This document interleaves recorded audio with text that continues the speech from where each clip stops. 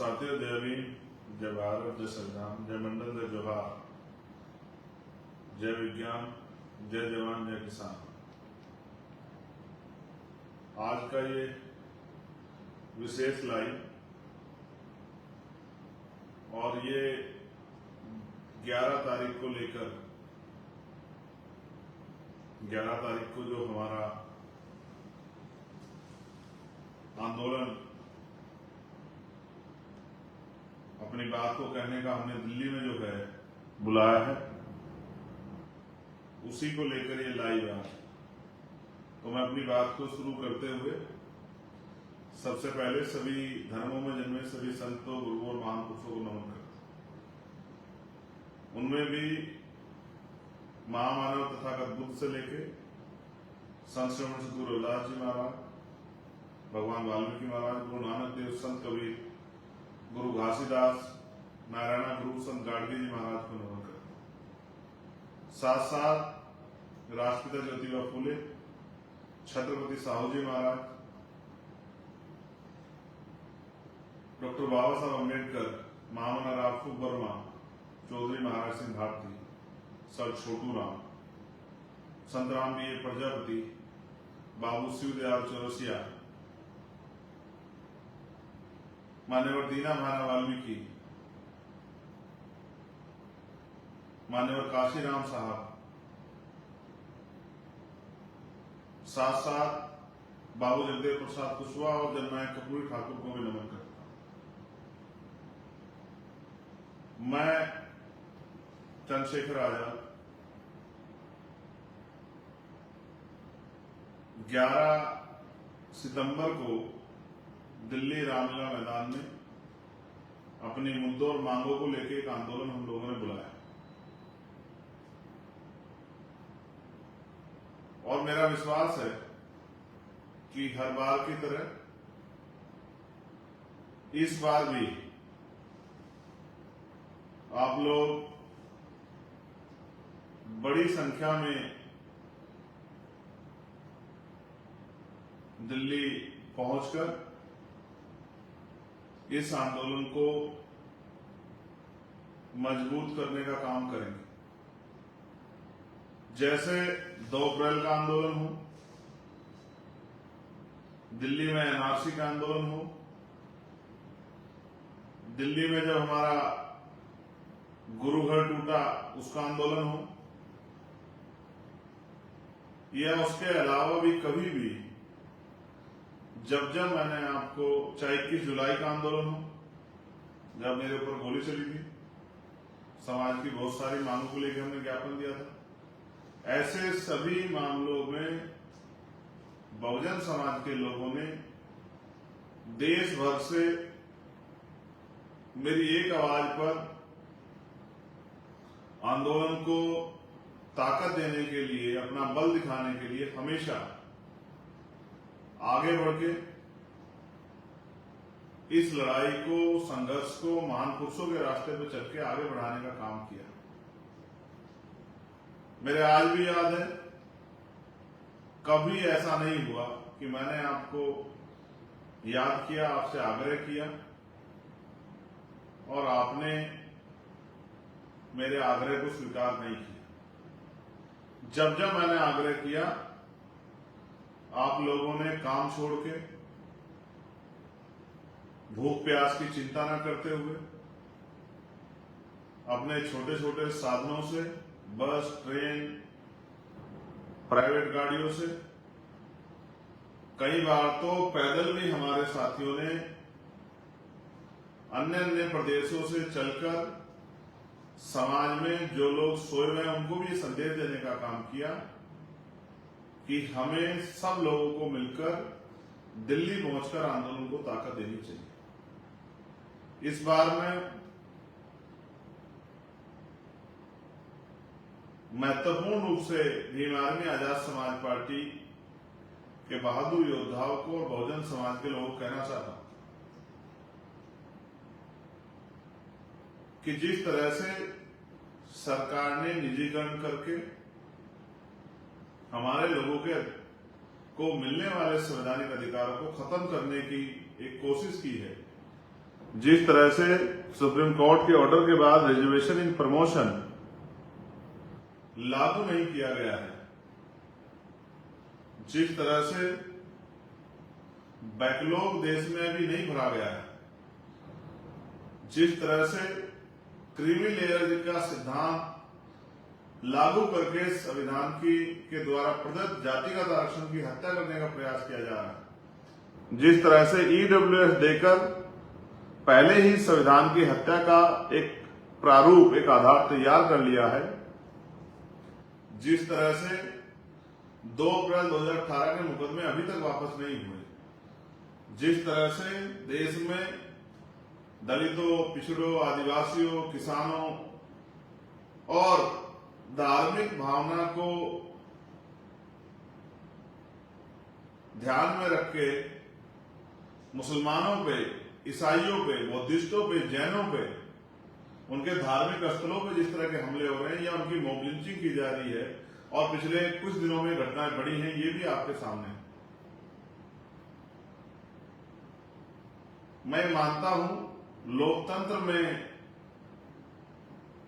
जनता मालिक होती है, लेकिन आज की सरकारें जनता की बहुत अहमियत नहीं समझती,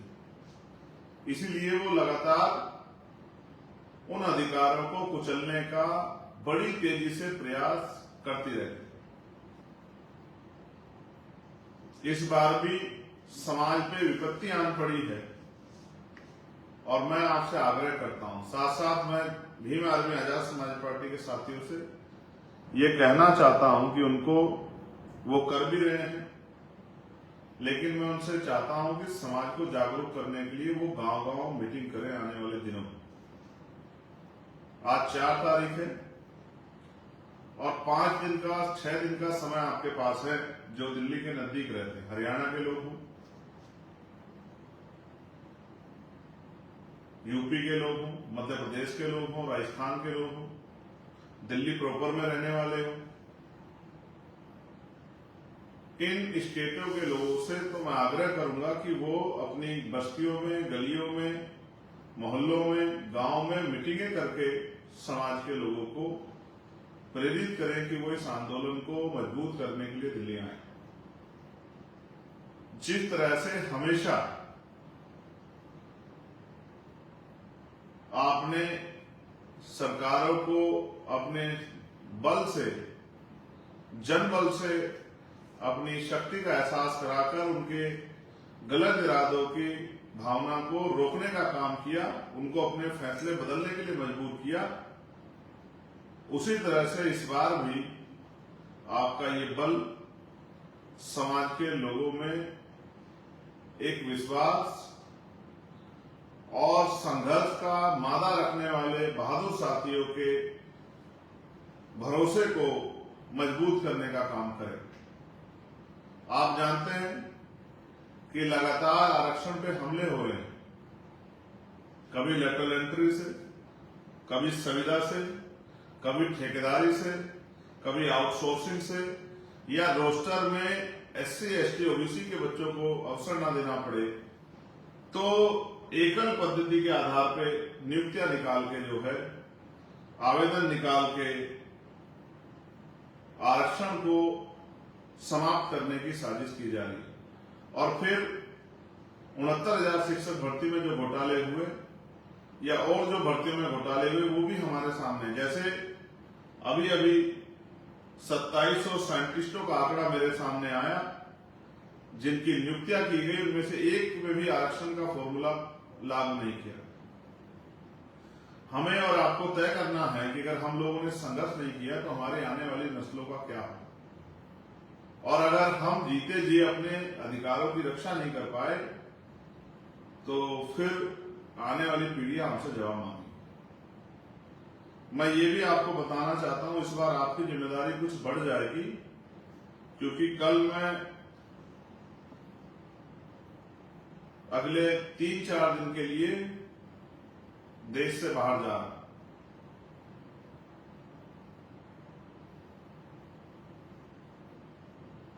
संत रामानंद जी महाराज जो कौम के शहीद थे, मैंने ये संकल्प लिया था कि जब भी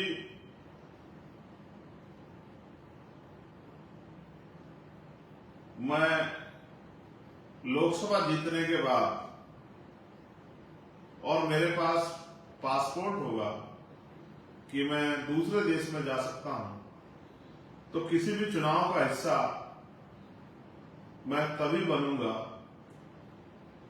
जब मैं संत रामानंद जी की शहीदगी स्थल पर नमन करके माथा टेक के आ जाऊंगा। मैंने उनके जीवन से संघर्ष करना और त्याग करना और अपने जीवन को समाज के नाम बलिदान करना सीखा है। हरियाणा में चुनाव है और जम्मू में मैं अपने वचनों के प्रति, अपनी बात के प्रति संकल्पित हूं, इसीलिए मैं उस धरती को नमन करने के लिए जा रहा हूं। अगले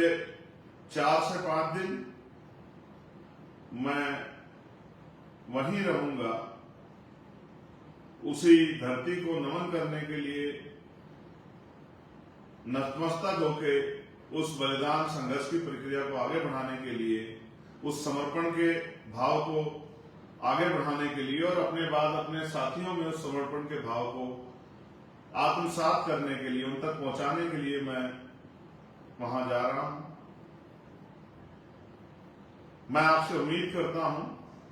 हर बार मैं यहां रह के आप लोगों को फोन के माध्यम से, जो मीटिंगों के माध्यम से और माध्यम से आपसे अपील करता था कि आप आंदोलन कामयाब करें, जिम्मेदारी समझे। इस बार आपको जिम्मेदारी स्वतः उठानी है, क्योंकि ऐसा नहीं कि अब मैं अकेला इस काम को आगे बढ़ा रहा हूं। अब इस आंदोलन में पहले से भी हमारे राष्ट्रीय स्तर के सभी पदाधिकारी और हमारे बूथ तक का अंतिम कार्यकर्ता, हमारा भाई, हमारी बहन, हमारे परिवार के साथी, वो भी अपनी पूरी जिम्मेदारी को अदा कर रहे हैं। तो इस बार मैं आपसे उम्मीद करूंगा कि 11 तारीख को जब मैं आपके बीच आंदोलन में पहुंचूंगा दिल्ली रामलीला मैदान में, तो नजारा वैसा ही होगा जैसे हर बार आपने इस शक्ति को बढ़ाने का काम किया, ताकत को बढ़ाने का काम किया। आज हम जो कुछ भी हैं वो अपने बहुजन समाज की वजह से हैं। अभी देश में बहुत सारी चीजें होनी बाकी, जैसे ठेकेदारी प्रथा खत्म होनी बाकी, जैसे मंडल कमीशन की सारी सिफारिशें लागू होनी बाकी, जिस तरह से संख्या के आधार पर आरक्षण की व्यवस्था होनी बाकी, ये जिन क्षेत्रों में आरक्षण की मांग हम लोगों ने की, इन क्षेत्रों में आरक्षण की व्यवस्था होनी बाकी, गरीब तक रोटी कपड़ा मकान की व्यवस्था पहुंचना भी बाकी, साथ साथ बहन बेटियों पे जो शोषण होता है वो शोषण अभी रुका नहीं, उसको थामना जरूरी है। इस बात को भी हमें नजरअंदाज नहीं करना है। साथ साथ नौजवानों के लिए रोजगार के अवसर, किसानों मजदूरों के अधिकारों की रक्षा, उनकी फसलों के उचित दाम, उनको न्यूनतम वेतन मजदूरों के लिए, साथ साथ देश में अच्छी पढ़ाई, अच्छी शिक्षा व्यवस्था, अच्छी चिकित्सा व्यवस्था, कुटीर उद्योग लगा के महिलाओं को घरों तक रोजगार, संपूर्ण रूप से सामाजिक न्याय, ये इन सब चीजों में एक बहुत बड़ा काम होना बाकी है। तभी संभव होगा। लगातार निजीकरण के जरिए जिस तरह से सरकारी नौकरियों को खत्म किया जा रहा है, उसमें रोकथाम, ये तभी संभव होगा जब हम लोग अपनी ताकत बढ़ाएं। मैं आपसे आग्रह करता हूं, और मेरी गैर मौजूदगी में हमारे भीम आर्मी के राष्ट्रीय स्तर के सभी पदाधिकारी, अध्यक्ष जी, महासचिव और तमाम सब साथी, और हमारी आजाद समाज पार्टी के सभी साथी, सभी प्रदेशों के अध्यक्ष, सभी नेतागण, हमारे राष्ट्रीय कोर कमेटी के मेंबर अपनी अपनी जिम्मेदारियों को